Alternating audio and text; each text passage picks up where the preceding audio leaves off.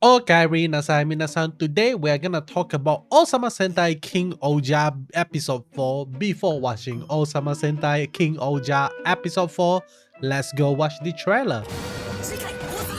Okay, we go Kaguragi Debowski.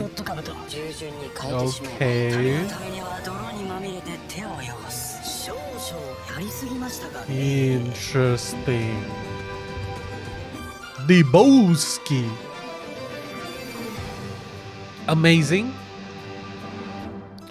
Okay, so the trailer ended with a really scary shot of Debowski, Kaguragi Debowski.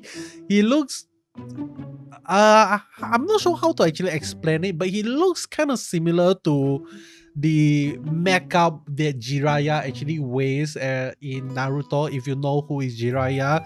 And I'm not sure what do these makeup actually call in Japan for real. If you know what is it called, let me know in the comment section below. But this is how kind of like Japanese art was being portrayed most of the time in the history, something like that. But with that being said, let us take a look at the trailer for episode 4 scene by scene to kind of like figure out what we can actually learn from this series itself. Okay, so honestly speaking, when we actually take a look at the first scene of the trailer, we immediately get to see that Kuwagata God and Kabuto God are actually fighting with one another. So I felt like this is how the episode is gonna start, and after that we are actually gonna see maybe like Hachi God come and save them or something like that. We are not sure how things are gonna go, but I'm pretty sure the Kabuto God came here not because that the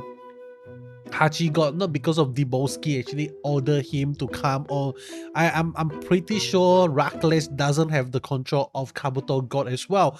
But the existence of Kabuto God right now suddenly attacking them is because of the natural rivalry between the Kuwagata and the Kabuto. Like two of them are so-called the kings of battle, and I felt like the idea of King Battle has been like fight among them, both of them, like which one is the battle beetle, like the Kabuto beetle or the Kuwagata beetle, something like that. So there's kind of like a constant battle. So I felt like these two always had a rivalry since the beginning of time. So this is not kind of like something new, something extra. Like we are not seeing Kabuto God being controlled by someone, something like that. But this is just a theory. I could be totally wrong as well. But another thing that I would definitely say regarding the Kabuto God itself is I really love the design and the color choice for the Kabuto. Like we actually get to see a little hint of green on the Kabuto itself, and I felt like that might actually be, if we do actually get a rider from the Kuwagata for Kabuto itself, I felt like it's definitely gonna be maybe green color or maybe some other color, I'm not sure, but green color seems possible. Okay, so with that being said, let me move on to the next scene. Next scene, obviously we get to see Hachi Ohger here like being very smart about his in his rider suit, not rider suit, ranger suit, and he's in the Megazord. So we know that if he is indeed in the Megazord, means that he didn't actually end up betraying Gira, or I mean like he was never a team or a part of Gira's team anyway, so he couldn't actually betray Gira. But there is a possibility that he will betray Reckless, because Reckless right now is actually asking the Hachi Ohger, the Debowski, to kidnap Gira or something like that, and we actually get to see him receiving a purple crystal. We are not sure what is that, but all of these are really interesting. So let me move on to the next thing I want to talk about, which is the introduction of the country tofu itself. Tofu, I already mentioned this, but tofu in Japanese means beancurd. Okay, beancurd is tofu, and the country name for the Black Ranger, the Debowski, is called tofu. Really interesting name. I'm still not sure why do they actually call it tofu, but like I said, very interesting name. Let me move on. And I feel like this country is definitely best around Japan. We actually get to see a lot of traditional clothing of Japan, so this is definitely a reference to Japan. And after seeing so many different countries from Ohsama Sentai King-Ohger, it definitely reminded me a lot on Genshin Impact, because Genshin Impact is another game that referenced real world city in their game itself. Like, I think, if not mistaken, Liyue is based around China and Inazuma is based around Japan, and I'm not so sure what is Mondstadt and also what is Sumero based on, but if you know, let me know in the comment section below. So I am also not very sure like what is Nukosopa actually reference of, and I'm not so sure what is Ishabana reference of in real life. I'm not very familiar with how do I say, the culture of different country. I'm not that educated in that department. Like, geography is not my favorite subject, and I when I saw like how people ask like you know, like recently there's quite a lot of shots like how people ask different people question, like, do you know, name different country, if you think you're smart, name different country, blah blah blah, something like that. I feel like that is not really a indication of smartness. Just because you can memorize a lot of country with different names doesn't mean that you are smart. Okay, so maybe I'm just trying to defend myself here, but then again, I could be dumb. Okay, I admit that I am dumb, so let me move on. It has nothing to do with Osama Sentai. I'm not sure why I spent so much time there. Next thing, we get to see Gira eating daikon straight, and he's making a really funny face. That is all I can say. And we got to see a lot of veggies, so very interesting stuff. Okay, daikon in the white radish is definitely something that Japanese people use a lot in their dish, and they actually really love daikon. Okay, like I don't think I tried daikon before, but I might actually love it. I'm not sure, but let me know if you ever try daikon. Let me know in the comment section below as well. And next we get to see, holy shit, look at Sebastian. He just went from the hell is this food to, oh no, this food is so good that I'm gonna fan, something like that. So really amazing stuff. And we also get to see Himeno eating the food. Seems like she's enjoying herself, and seems like Himeno is gonna join them along the journey as well. And she is back in her princess dress, something like that. She's no longer in her medic uniform. I really love her medic uniform.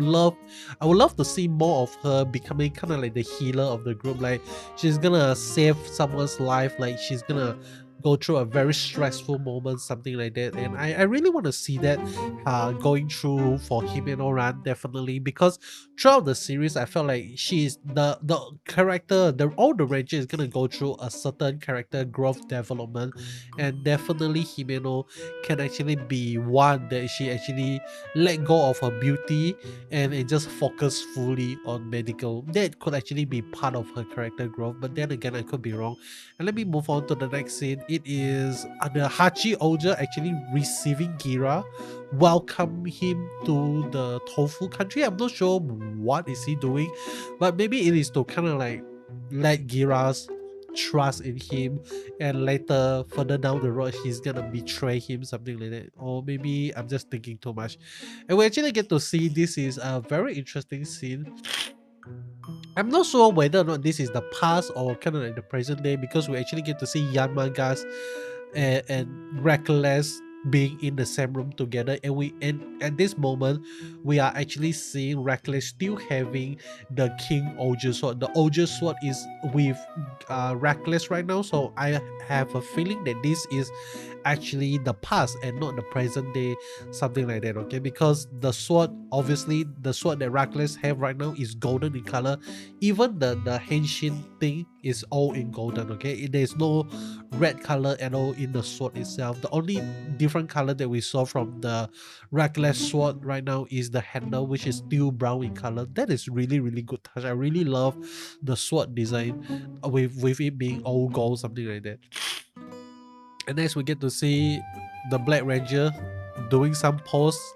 It is really cool. And lastly, we get to see the Kabuto god becoming kind of like a sword or some no, not a sword. What I'm saying, becoming kind of like a cannon, something like that.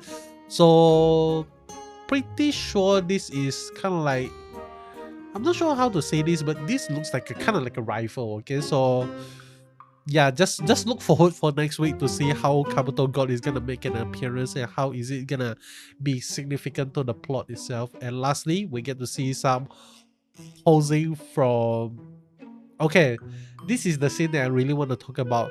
So we have been seeing Papillon for 2 episodes right now, first episode and also the 3rd episode. I'm not sure whether or not she is in the 2nd episode or not. I don't think she is. Okay, she didn't actually slip into Nagosapa, but she is in fact at Ishabana. And for those who feel kind of like triggered when I say she, is because this actress is a she, so I'm just gonna refer her as she, even though like I know a lot of people, like, you know, like when you guys go to the wiki fandom, something like that, they say that the gender is not confirmed whether or not this is a girl or a guy. I'm gonna refer her as a her because the actress is a her. Okay, so I don't know what else to say. I felt like the more I say, you know, and anything I say can be used to attack me, but I'm just gonna say what I say, okay? Like, she has been appearing for 2 episodes right now, the 1st episode and 3rd episode, and now in the 4th episode we are also gonna see her. I'm pretty sure she's gathering information on Gira. Like, she really want to see like whether or not, like, first of all, she must be asking a lot of questions on how Gira is able to use the sword, and secondly, she must be asking herself, like, can I trust this guy? Like, why Reckless want to kill this guy, and thirdly, like, do I want to help this guy or not? Like, maybe this 3 question is what Papillon is asking right now. And Papillon being able to kind of like sneak around different country unnoticed seems like she is very good in some kind of like ninja style, something like that, or maybe she's kind of like a spy or something like that. I'm not very sure. Okay, but we know that the Papillon country, I forgot what is the name of the country already, but the country focus on justice and truth, something like that. We actually get to see the scale in the country itself. So maybe, like I said, Papillon is definitely trying to gather information, and she's not gonna be the character that just judge Gira straight out of the bat, like, you are a criminal, I'm not gonna trust you, blah blah blah. I don't think we're gonna see that from Papillon, but instead we are actually gonna see Papillon being the voice of reason for in the group of this entire Power Ranger itself. Like, even if you actually watch the opening song of Ohsama Sentai, holy shit, it is so good. Like, Papillon is standing in front of the Red Ranger itself, so it's like you can actually see, like, maybe there's a possibility that Papillon is gonna play a much more important role than the Red Ranger itself. But then again, I could be wrong. Really want to see more of Papillon. Definitely, hopefully, like, the character is not gonna lose the mask, because the mask is what makes it so good. Okay, I love it, love the design, love how the character is being portrayed. But let me move on to the next scene. We get to see Yamagas fighting some Karen. I think this monster is called Karen, if not mistaken. Very interesting name to actually call them Karen. Definitely, I don't think they are referencing anything, but you know, it is still weird for me to know the term Karen and seeing them as a monster, or should I say the weekly mob in the Super Sentai series. Very interesting stuff. And okay, lastly, I think that's it. Okay, yeah, we are back at this scary fest. Yep, that is the end of the preview for episode 4 of Ohsama Sentai King-Ohger. Very interesting thing we actually get to see from King-Ohger right here.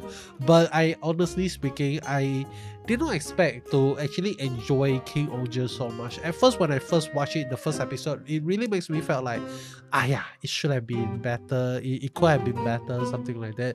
And I see a lot of people actually praising the special effect, and I still stand firm on what I say for the first two episodes. Like I felt like the effect of the first two episodes is kind of weak, and I felt like in the third episode the effect is okay, it's spot on. Okay, like they don't do quite a lot of special effect, but the special effect that they use in the third episode, acceptable. Hopefully in episode 4, like the special effect is just gonna keep on improving and improving, and eventually we're actually gonna see the masterpiece around episode 10 or 12, something like that. That is when I would actually expect the series to go on a different high or go on a different level, because they want to achieve something really really crazy. They want to twist the plot a little bit, I would say. Okay, but that is all from me regarding Ohsama Sentai King-Ohger episode 4 preview,